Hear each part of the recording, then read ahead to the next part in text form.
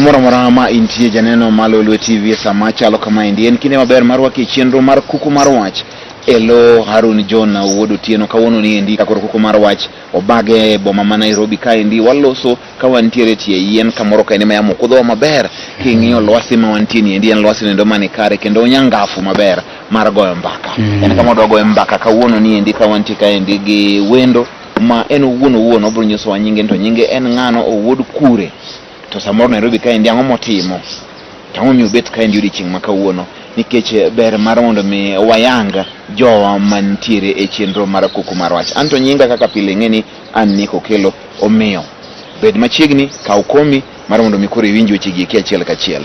Amosi jatelo inadi an maber maroni koro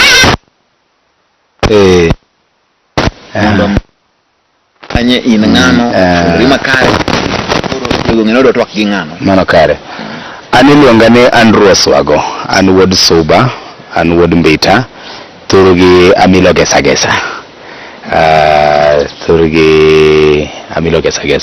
wuod Mbita. Koro an ng'amowar to gi sani an aspirant mar hospital ward MCA.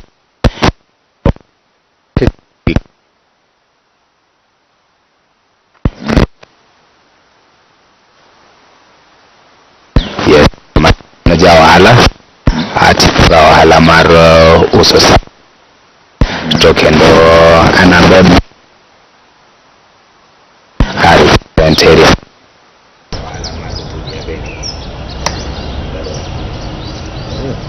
wacho ni ing'amo war jomoro ng'eni gin joma nie kanise gin e crusade gin kuonde weko mimiyo ji chiemb chuny mar roho ibiro nyuonde ni an kanyo ndo ma wachre weche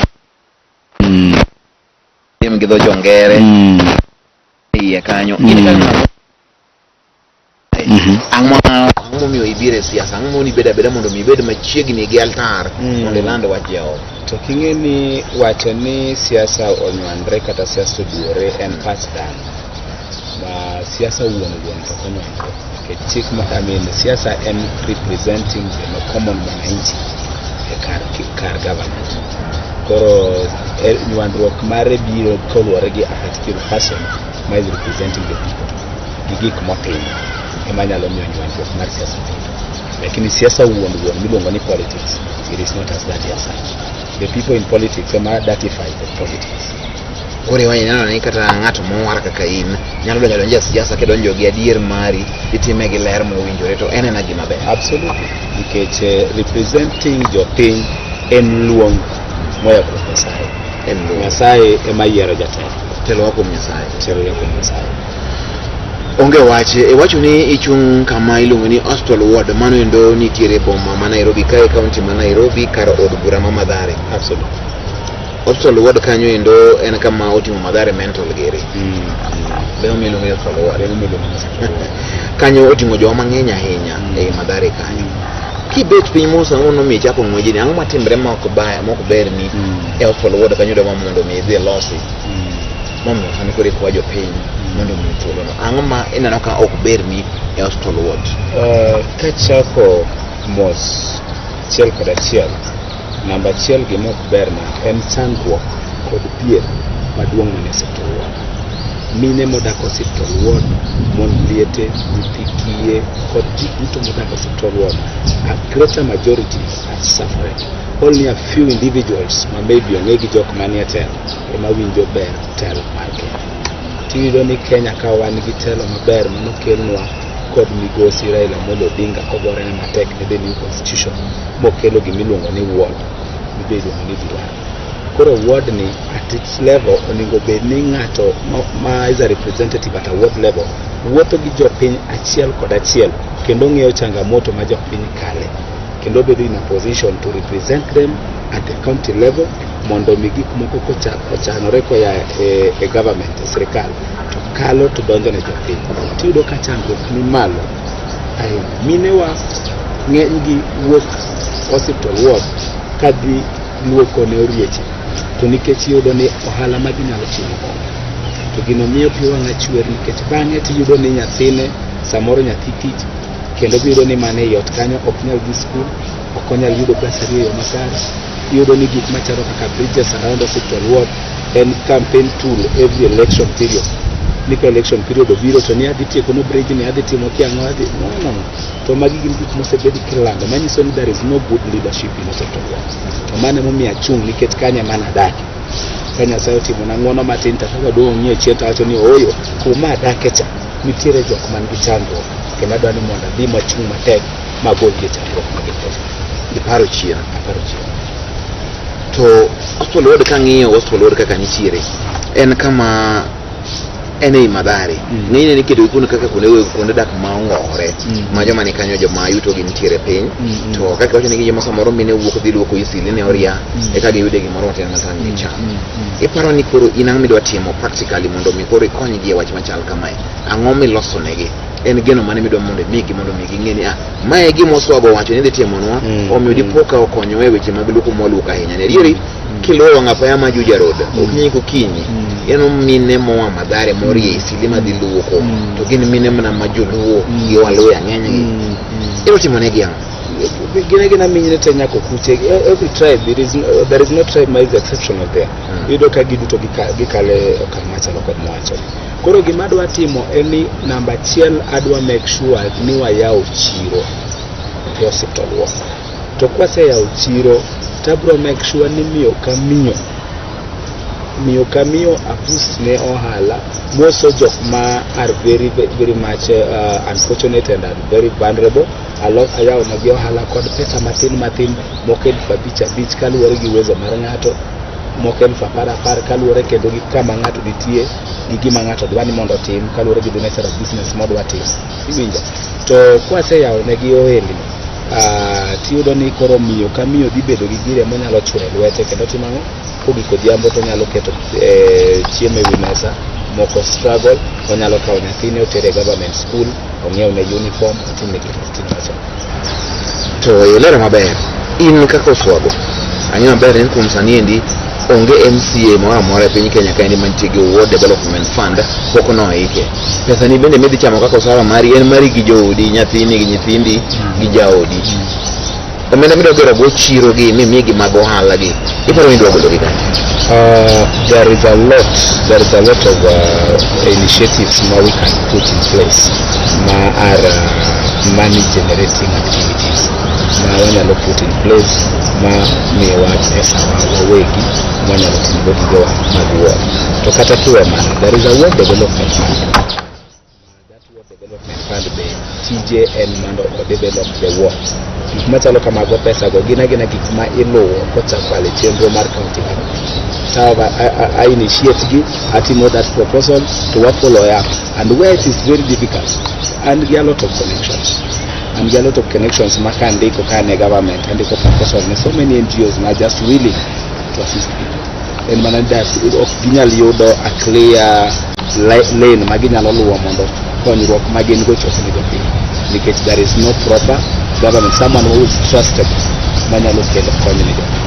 Pero there is a lot monyalo timo mondo wakony king'io hospital ward kanya midwa kete chiro ni endi maparo ni nyalo bedo maber nikech mokwongo nyaka iakwaya land iso land matimo gima kamano moro mokelo ji mang'eny anya mondo mi kanyo bed chiro king'io hospital ward te kaka entie iringo kanyo kendo imanyo mbolo pile kanye ma iparo ni nyalo dimbo kaponi ko timo iluongo ni public consultation gi jogi go eko moyudo ka modimbo maber ni aka tolo ni mondo kete chiro ni mondo mi okony mine o.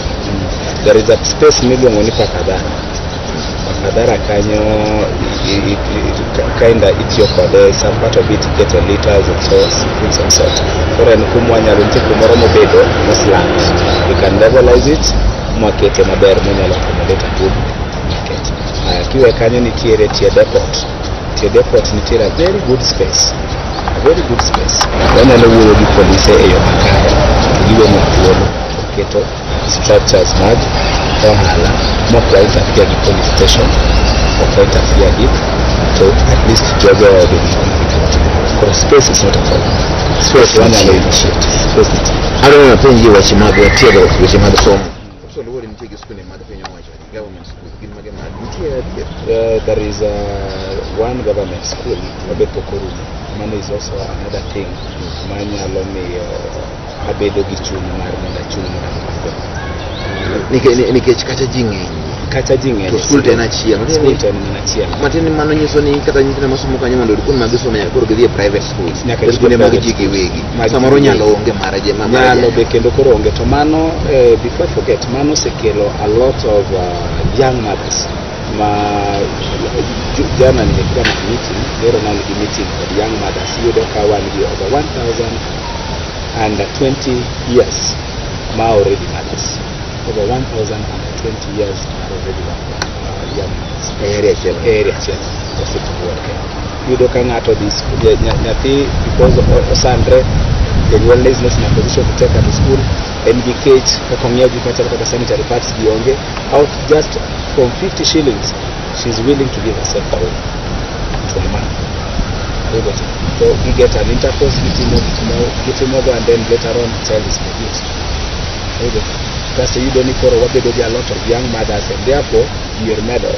Nikech nyathi onyuol ni en nyathi mane onge kaka nyal konyore. To chako nyuolo nyathi kendo konyal konyo. En owuon no konyal konyo to chako nyuolo nyathi. Koro cycle mar poverty medore. Absolutely. Ticha yudo ni koro nyathini kaka onyalo dhi skul be kendo koro. Koro idwa timo ang'o e wach skul? Gima dwa timo e wach skul ni en ni skul mar public ma sani dhi mbele machiegni rumo. Adhi keto a lot of efforts ma make sure ni orumo.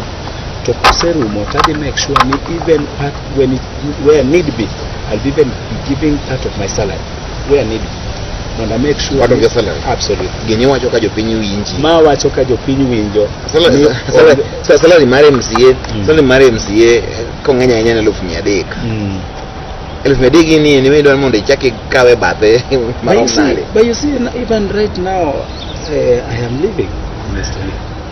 Idak. I have a lot of students going to school with my niece. Sama bedo MCA, mano koro ni koro bende koro ngimani oidho nyaka gik moko lokre. Dwaro magi be koro ng'eny. Omiyo siling 300,000 ni kido mondo chaki gol bathe. Gik moko biwacho ka, but I want to trust God ni I am comfortable. Ing'wono ma Nyasaye osemiya. I get it. That is why even at this stage I already had people. I have people in university who are, some of them are not even my relatives. I'm taking care of their education. Some of them I began when they were in primary schools.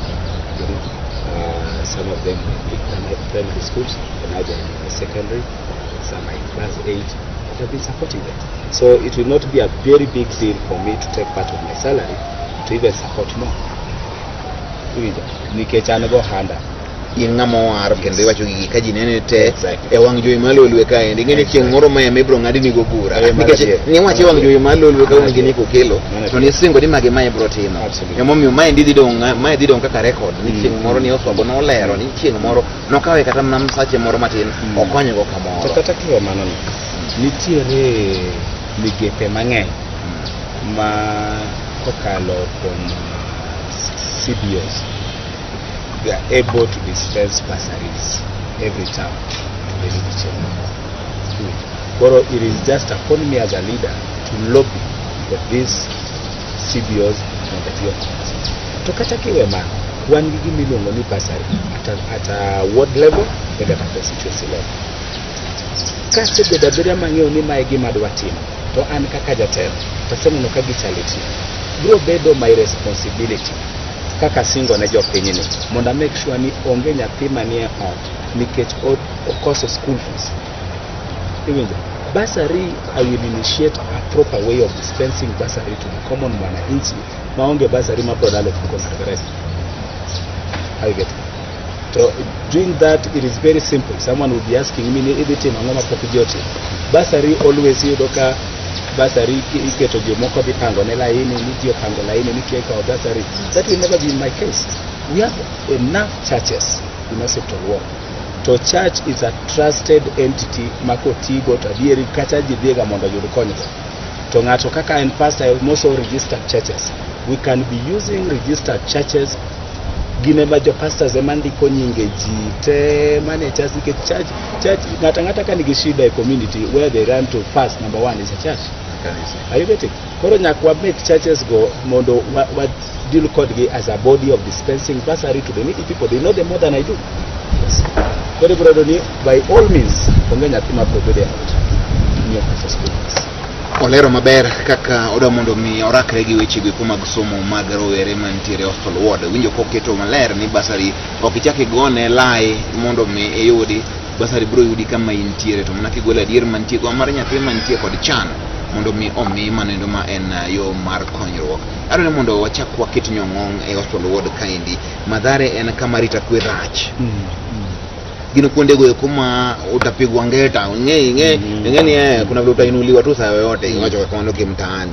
Kuro kama onge rita kwe dongruok onge. Kama onge rita kwe nyiso ni uchumi makanyo ok nyal dhi nyime.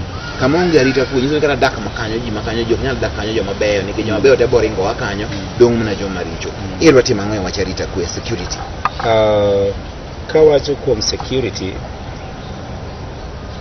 Mheshimiwa Nick, Mr. Nick. Wakanufia ana Nick Kolo. Ajafu Nick, you know, mostly I've interacted with a lot of Mheshimiwa. So koro jitegenwa Mheshimiwa. Most of it kata ijaloro mi. So now this is it. I have come to realize, and out of my research, I say there is no better way of dealing with insecurity rather than when the people have jobs. So dealing with insecurity, first of all, you must give a preeminence to the youth empowerment. Ni make sure ni vijende ni giticha lwete.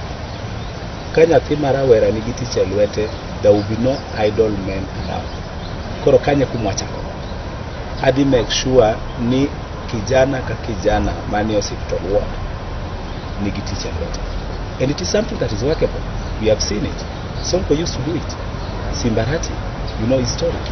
What he used to do to the youth, buying them motorbikes, you know, initiating job, money generating activities within his constituency. Are you getting? And it has made him relevant up to this year. Koro mago are the things Madi set in place. Nitiere gik machalo kakata. Nitiere, just like I said, Anna will be working Nikeche. At some point, the government tend to be very slow when it comes to proposal mandate PMC. That is why I am going to go ahead of the government by lobbying the CBO, through the CBOs, lobbying the non-governmental organizations, the NGOs, manyalo biro market nuakata projects, manyalo miyo nyathi you do at least 600. This is what I promised to the hospital ward residents. Ni by the time Madi don detelo, within the first 3 months, nyathi ka nyathi nyalo kijana ka kijana moda ke hospital ward will be able to take home at least 600 shillings on a daily basis. What will they be doing? We have NGOs. We have the things like Calverts Milosogi from the waste products. Yes, we can lobby the NGOs and we write a proposal and we bring the machines along the rivers. And from there they can be able to make the Calverts. It has been working in Magarna. And youths were able to be paid at least 600 on a daily basis.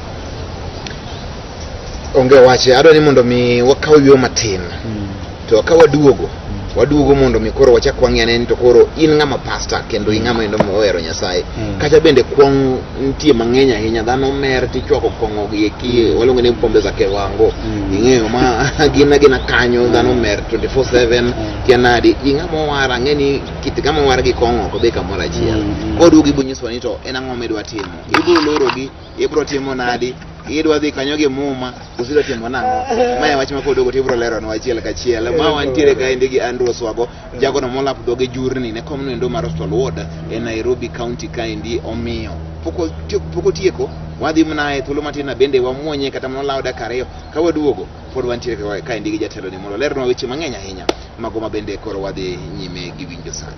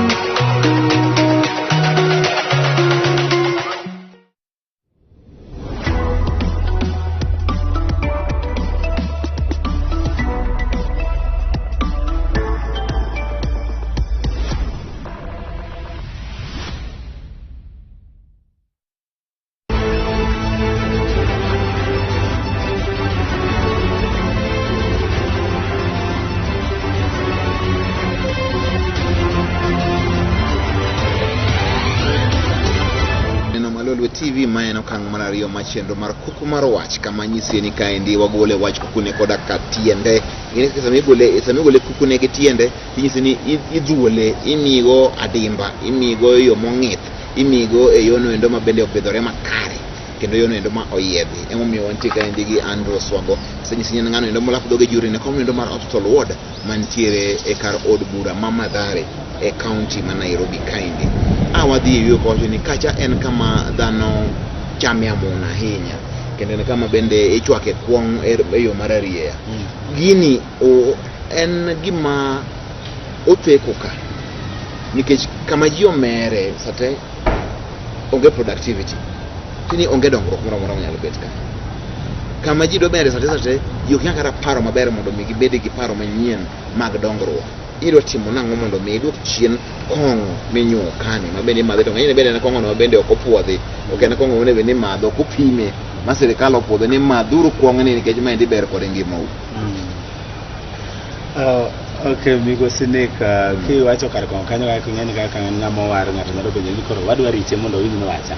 Irade gi muma itero crusade kuone michwake kong'o. Now this is what I'm going to do. We also have to be in agreement, Nick.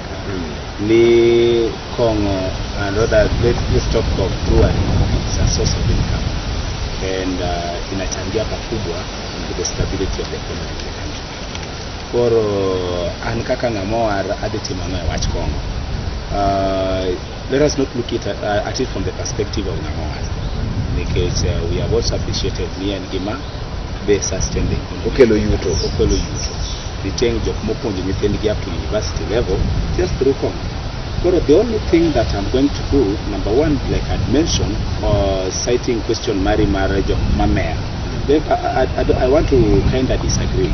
What's it called? What did you come What's it called? What Kaya Mary nikeche kati munondro maleng kata kako bonjo fuambo.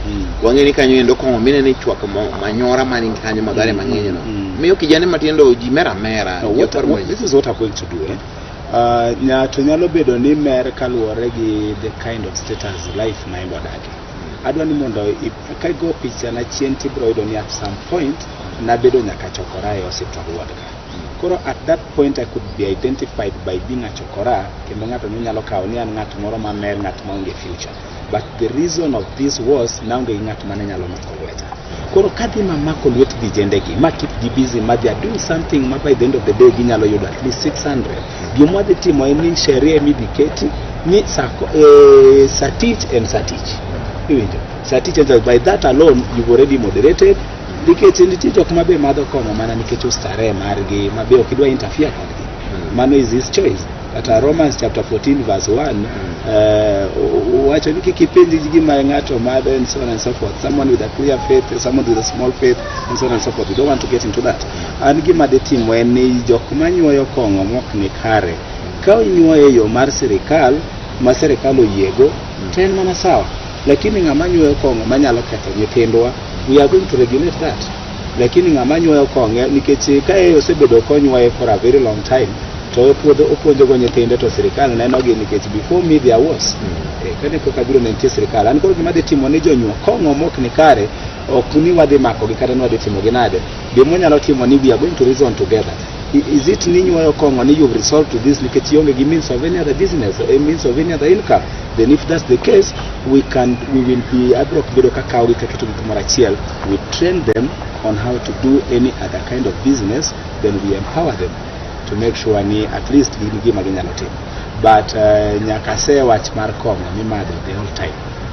Kopo ni nitie Kongo moro ma ng'ato dwani mondo madhi ni eno mer the whole day doni mokwongo nyithiwa ok wabi yie mondo madh Kongo. Nyithiwa moningo be ni dhi school ok wabi yie mondo madh Kongo. Nyithiwa moningo be ni yani gimoro amora manyalo ketho nyithiwa mano e gima dhi gorako. Mano e gima dhi gorako. Onge wach obro yiengo mano gi kanyo. Sami donje ibiro tie kaka ipa kaka iwuoni ng'eyo gi jogi kaka ibiro bedo gi loso kodgi tikelo rieko. Rieko biro betie makare. Adonyo koro wadhi weche mag party. Ichungi party mane? Migosi Andrew Swago, the current acting MCA mar Hospital Ward, chungi party mar ODM. Orange Democratic Movement. Uko tayari? Uko tayari. koro sani endi kamolo seniendi osemi direct nomination nikech mane gima sani koro ODM matimo nikech kocho ni koro in acting to jomoko muchungo nyalo jeni to kare nyene osekawo gini en go amne kotika olengo ka wacho ni an acting my current certificate man go manomiya gi jodongo ma to korango ma en arungu mar telo jodongo nokawa mokete kom nyalo mubedo kama bedo piny makoro inje dum sana makoro gikona ni and spokesman mar hospital ward gima nigi penja mokwongo kapok wakite kom ni nyalo bedo ni pok igo dala kono gini oyo an asego dala kare romo in gi nyathi ma wuoyi an gi nyathi ma kare romo in nyaka ngama nyalo inherit but then that is not the case gima ne gitimo ni koro they made me the spokesperson mar hospital ward ma we cannot narrate, we cannot belittle it gima notimore ayanga e mbele ji koro an achungi party mar ODM an gi geno mang'eny kuom ODM kendo wach mar direct nomination ODM ok nyal timo kuma nitie aspirants mang'eny mochung' Martin ni koro kuom sani endi ikri mar dhi e welo kata nomination sari 21 ma EGBN aikora maratari omiyo yongo certificate mose ni e buodo kata gamni gie gama kata moro gamni gie gisa moweni ODM opogore gi ODM machon ma paro nikech ochiwo direct nominations mang'eny kata kiwe mano ODM adwa ni mondo aler ni ODM sani onge gimi pande dholu ineno kuonde mang'eny ka ichiwe tichiwe kok chiwe to rit nomination udhi ugwero koro kikawinj ka ng'ato ketho nying ODM ni ODM osechiwo certificate maka mano gi koro sani ndika idhi chuno ng'ato dipenji ni to mapod in ng'ama pod yot ni king'iyo hiki pod kin ng'ama ma hiki oseniang' matiende ni pod in ng'ama inyalo keti ng'ama rawera ang'o moni tiyo tijeni nikech ng'ama nigi tije matimo iweri gi siasa ne joma dongo manyalo yware gigi mondo mi otim nikech pod ipuonjo nyithindo nigi family matin samoro bach ni sasa bolal kodi ma jaodi ok bineni ang'o miyo gibeda beda mos tim tijeni tiweri gi siasa ni kaduoki kanyo adwa ni mondo wayiere ni ang'o momiyo nokel gimiluongo ni ward representative en siasa pod lakini jakom ma en ker mar piny nyaka ne nyuole ing'en Raila Odinga en ker mar piny nyaka ne nyuole ker mar piny mane mar piny Kenya kae ndiwa timna gi Uhuru Kenyatta emano yiere kenya piny owacho mane ker mar piny Kenya Raila en jatelo mar piny Kenya wuon piny ot baba wuon piny koro ikete maber nikech mano duoro rieko kae ni nitiere ker ariyo piny Kenya ka koro nitiere wuon piny miluongo ni Raila Amolo Odinga Chuma inyalo luonge ni Chuma kiwacho ni Chuma baba to seng'enge ni wuoyo kuom wuon piny wuon piny nobedo moparo ni tang'o madeno atimo nikech jomoko donje e telo gi represent a constituency MPs kapod gin gi paro mar chak kok gima chua political to wuon piny owacho ni oyo we wakel gi miluongo system miluongo ni devolution system ogol the parliamentary system to kokel devolution system tiyudo ni kara MCA tije ni mondo vijende iwinjo MCA ni koningo bed jaduong' mano gimoro achiel mondo apar ne jopiny MCA kisekalo 35 years and above weri gi MCA dhi chung' MP ko kama dhi kwaro rombe dala kata bed japuonj yani think of any other things okinyalo komo rowere mar rowere to momiyo kin jaduong' kidwa chung' MCA pesa nini malo bisefwenyo kawacho pesa nini malo nikech ang'o michung' MCA ni mar nyathi mondo nyathi obed kaka onyalo tedore mondo tedre mondo chiegne politics mondo kogike level makoro dwa chung' kata MP to koro nyalo represent jopiny e yo moro mamachwo koro in mane mimiye dhi sani koro sani achiek ne bedo MCA to nikech jopiny chandore taneno gi wang'ato litna to gima nyalo timo onge makata da bedo mana gi gimoro manyalo dhi konyogo jopiny taluor kadhi kata radhi kaka nitie gimoro ginyalo dhi konyogo ji 2-3 kaka sebedo ka konyo lakini koro nitie gimoro midwa konyogo oganda residents mar hospital ward ere kaka nyalo dhi konyogi kadhi gi nyinga ni Andrew Koswa ting'e ni kadhi gi kan gi power ni an MCA am a representative of the government wawinjore kanyo koro achiek ne gi sani to koponi nitiere ng'at mabedo MCA e Kenya mangima kiseromo higni 35 kadhi malo akwayi nyithiwa be manyuru gi munyalo timo donjuru e ohala sau mar bedo MCA osekalo mano joma koro wacho ni itamo gi ratich mantiere pende chike chapter mar 6 mar gi ma gin ratiro mar chung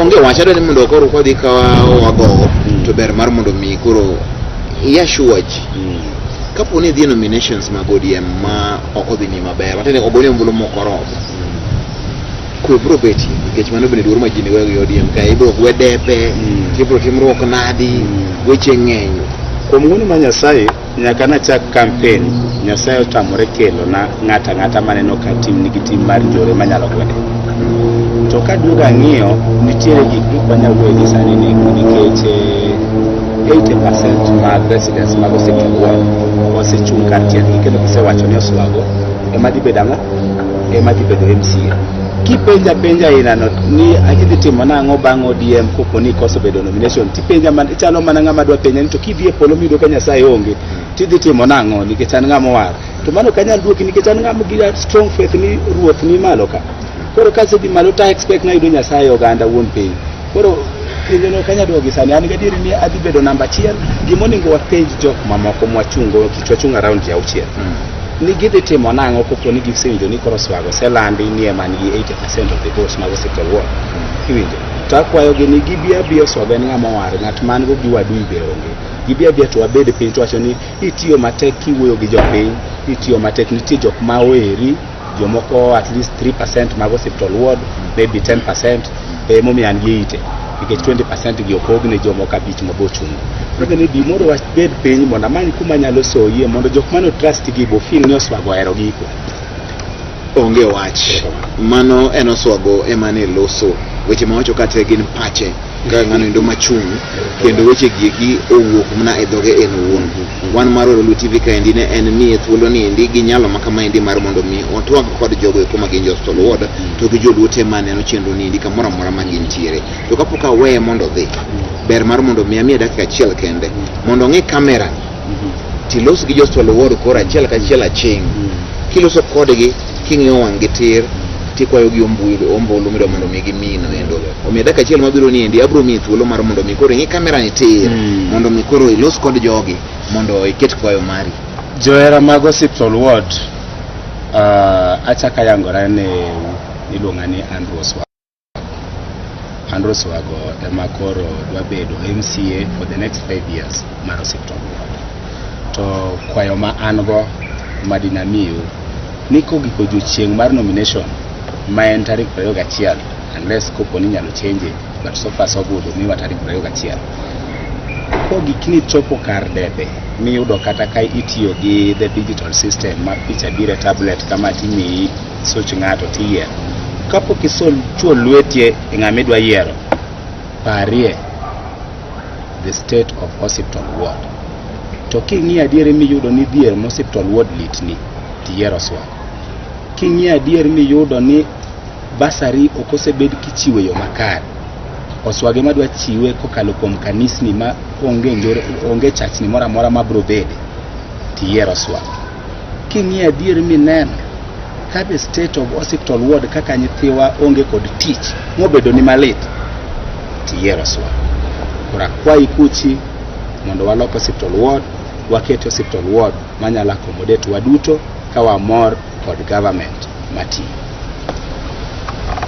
onge wacho kito kwayo mare gima awe kapo kapenyi to miluongo ni Osiptal Ward ni hospitande ng'eny kanyo kabisa kose nitie midwa dhi gero nikech samo be onge no kadwa mana wuoye hospital timo ne wakanyo hospital onge Osiptal Ward mano is a very very big enemy mano is ironical nikech Osiptal Ward ochako Osiptal Ward kochakore ko otiyo kod mentor madare mabe nyithiwa oningo be nitie the residents mag Osiptal oningo be nitie Osiptal Ward Osiptal Ward oningo be nitie Osiptal mar mentor no mantie casual job mi iloko after every 3 months but there is good money machuo lakini ng'ayudo ni MCA mochung dhi golo joge gi dala matiyo dhi golo joge kuma chielo to kelo to ndiko kanyo kiwilo gi awile winjo mano is a job opportunity number 1 madhi create aya number 2 Osiptal onge nitie moro achiel kende mano chaki modhi ondik ni Osiptal no osetieki morumo ma pesa ne no cham kamano